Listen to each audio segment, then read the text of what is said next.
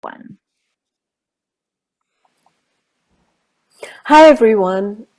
It's such a joy and a delight to be here at World Happiness Festival 2022. Big thank you to World Happiness Foundation for inviting us and for giving us the space to share our knowledge and our experiences with all of you. I'm Dr. Sangeeta Sahi, and I'm the founder of Unified Human Foundation USA and Unified Human Foundation UK. Unified Human Foundation is a non-profit which supports projects and initiatives which unify human beings with nature, and through those projects with each other. My dear friend and colleague, Nicole, will be co-presenting with me today. Hi, Nicole. Hi, Sangeeta. Thank you so much for inviting me today. World Happiness Festival, we are delighted to be here and we are honored that we have the opportunity to talk about the important work that the Unified Human Foundation is doing. I'm honored to be a trustee of the foundation and to work side by side with Sangeeta on not only working directly with Mother Nature, but then also to have a better understanding of the science and how it directly affects us as humans.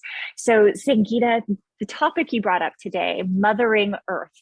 This is such a fun play on words. This is such a fun, different take on saving the planet. So, can you give us a little details on what you feel Mothering Earth means?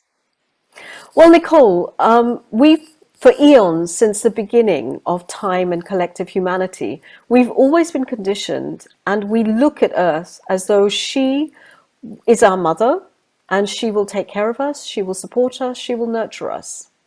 But I think now we're getting into another phase of humanity's evolution and the planet's evolution, where we need to make a paradigm and a mindset shift from us being mothered by her to us actually mothering her and taking care of her and supporting her. We are now growing up. We're waking up and we're growing up, which means that we are changing our role from child into adults.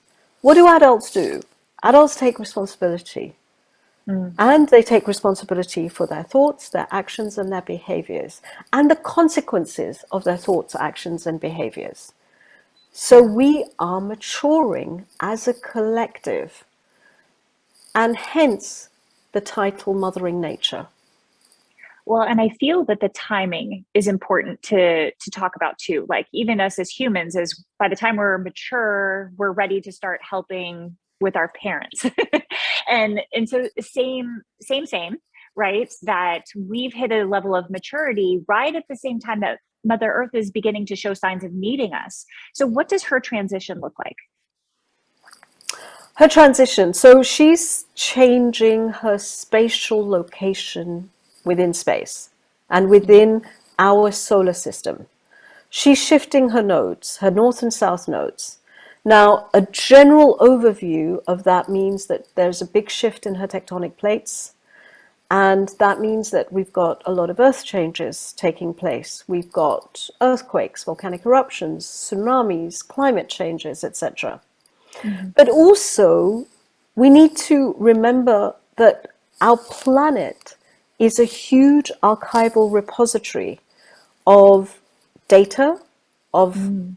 storylines, of information, right from the Mhm. beginning of our own existence, and a whole archive of collective humanities, stories and existence and history, and the Mhm. individual humans' stories and history too.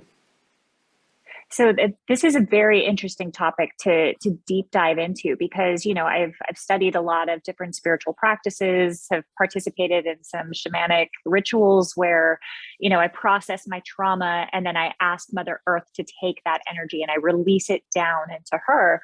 And so what you're saying is that she does that. She takes that energy and she stores it. But now as she's transitioning, she's releasing that energy back. Um, I know on a personal level that I have felt some of those old trauma patterns that I've that I've released, that I've processed. I'm like, why is that coming back up? But I think we've also seen this play out on a global level with group dynamics, such as like BLM or the Me Too gender inequality, racial tensions in China. How do you feel? Is this just an individual, or are we also seeing this on a global level? It's obvious it's a global level. We know Mm, that because the pandemic was a global experience. It was yeah, not an isolated experience. It went right from Antarctica to Iceland to all over the planet. yeah, So it's a planetary experience and a mm, collective experience of her and us mm, together. We are in yeah, it. yep, I agree. And that's unique. It is. It's a very unique time, and I love that we're making this transition into maturity to better understand ourselves and to better understand our roles and responsibilities at the same time that she's transitioning and needing us to do that. So, Sangeeta, I know a lot of the work that you have done and studied is in frequencies and wave patterns and how we function within those frequencies as humans. Can you give us a quick summary on the different frequencies that we experience? Absolutely. So, as individual human beings and a collective, we have a range of frequencies that we emit, transmit, exchange, and store within our cells and within our brains and our organs, etc. Mhm. Now, what is a frequency? Frequency is the number of times a wave repeats itself in a second, and it's measured in hertz. So we've got 5 ranges of frequencies. Now, these are all mixed. We don't just vibrate in one range. We vibrate in all of them, but they're dominant ranges at different points in time for us as individuals and as a collective. So the delta waves, they are the slowest waves. They are less Okay. than 4 hertz, and they have high amplitude. They resonate at the level of the unconscious layer. Okay. So it would be the equivalent of driving your car in first gear. Then we've Mhm. got theta waves, which are 4 to 8 hertz, sorry, Mhm. and they are more. They allow us to access our creativity, our intuitive Mhm. abilities, because Mhm. they tap into the subconscious layer, Mhm. and the subconscious layer allows for access of information Mhm. and data which we don't consciously have access to. And that layer allows access to healing Mhm. vibrations. Got it. Then we have alpha waves. Alpha waves go from 8 to 12 hertz. Alpha waves are far more relaxational waves. They are the waves of calmness. They Mhm. are the bridge between the unconscious and the subconscious. Mhm. And they are also what we would equate as neutral gear when you're driving a car. Okay. Then we have beta waves. Beta waves go between 12 to 30 hertz. They Mhm. are they're faster waves with lower amplitudes. So Mhm. they are fast waves of decision making, of alertness. And staying too long in the beta wave dominant range also creates agitation within our brains and our nervous systems. Mhm. Then finally, we have gamma. Gamma is above 30 hertz. Gamma is the, the fastest waves with the slowest amplitudes. Okay. And they are waves, dominant wave ranges of integration, of thoughts, of good memory, of clarity, and of binding, togetherness. Okay.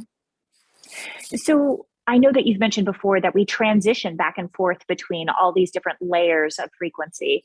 How important is it to transition? And then also, I know that you've mentioned that nature plays a significant role in this as well.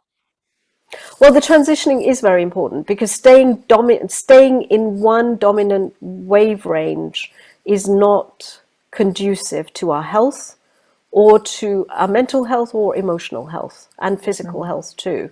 So the neutral part, especially now when somebody or a collective experiences trauma, the safest place to be in is alpha wave dominance.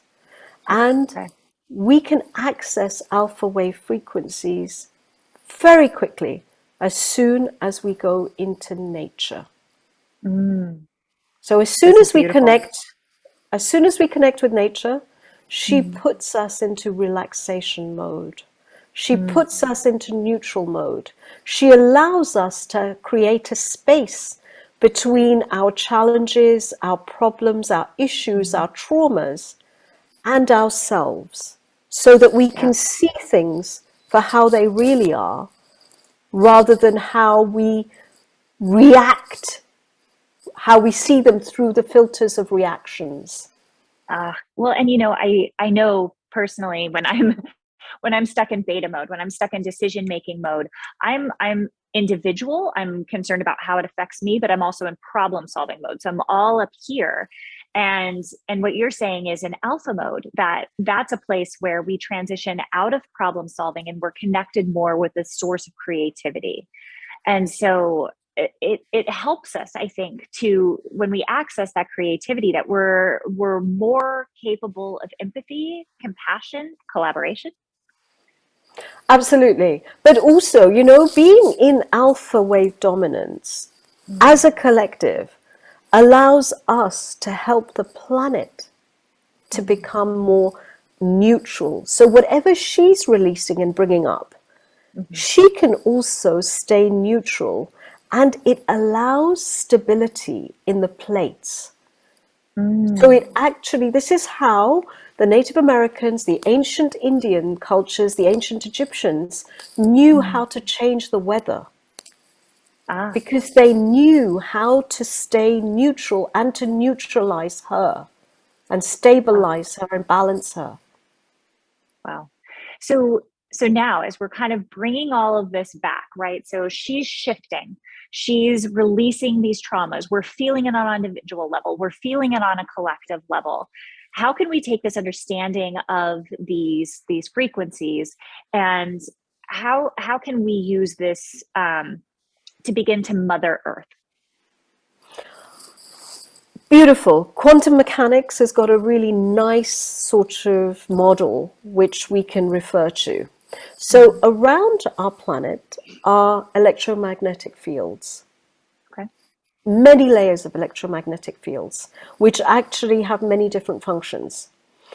One of their functions is to be able to regulate the waves coming in from space onto our planet, and also the waves leaving our planet and going into space. So these are called control waves. These Okay. control waves, they go through us. And as they move through us, if there is any unresolved trauma, physical, Mm-hmm. emotional, or mental, is Mm-hmm. triggered. Resistance. Resistance, lack of resolution, Mm-hmm. it triggers a response. Now, if we stay neutral and we do not react when we are triggered, those Mm-hmm. control waves will just pass through. They Mm-hmm. will not create challenges, reactions, which will then create traumas for the earth and for our communities. Mm. So So that is one important regulatory aspect. yeah. So I know that through this, as we look at this not on an individual level but more as a collective, how can we take all of this knowledge, like is there a way that we can work together to build a magnetic field of some kind that can begin to group hug the earth? Well, actually, this is it. This is what we're doing in the World Happiness Festival.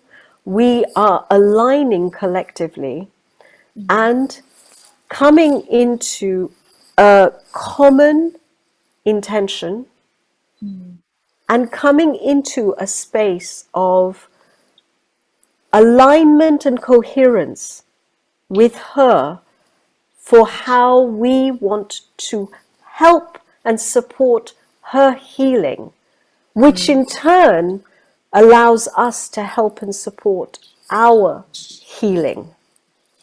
And this healing is wholeness. This wholeness allows us to express ourselves as co-creators, not just as individual players, but as collective co-creators, which means that we evolve now into the solar system collective, not just the Earth collective. Oh, I love this. This is very exciting. So we've talked a lot about Earth is transitioning. So what does this, where is the destination of this transition? What does it mean for us? Well, there's no destination as such. It's a collective, collaborative process. We are literally transitioning into a space of the unknown, of uncertainty, where mostly a lot is dependent on our own reactions and our own relationship with the planet and with ourselves and with each other. So we're transitioning into what quantum mechanics calls the fifth dimension. The fifth dimension is a place of being as present in the now as possible, where literally we are creating our lives in every moment, in every breath. This is the Sat Chit Ananda moment, the Sat Chit Ananda consciousness that the ancients have talked about and written about and communicated for centuries to us. This is here, and we can access it. Well, and this is such a lovely thing that it's so natural, and it's such an easy thing of connecting with nature, entering into that alpha frequency where we're capable of collaboration, creativity, to where we're able to commune together and co-create, right? And it's encouraging because, you know, with everything going on with Mother Earth, I know myself, I felt very overwhelmed for what role can I take? How can I be responsible? I'm recycling. Like, what more can I do? And this is great. And it feels like it's something tangible that I can align myself, and then I can reach out to community and align as well. So Sangeeta, I know that you in the past, most recently was the holiday season, you had offered a meditation series that was about a collective aligning with Earth and that alpha frequency and beginning to heal and mothering Earth. Are you still offering that meditation series? We did a season of those, and they are available on the unifiedhuman.org website.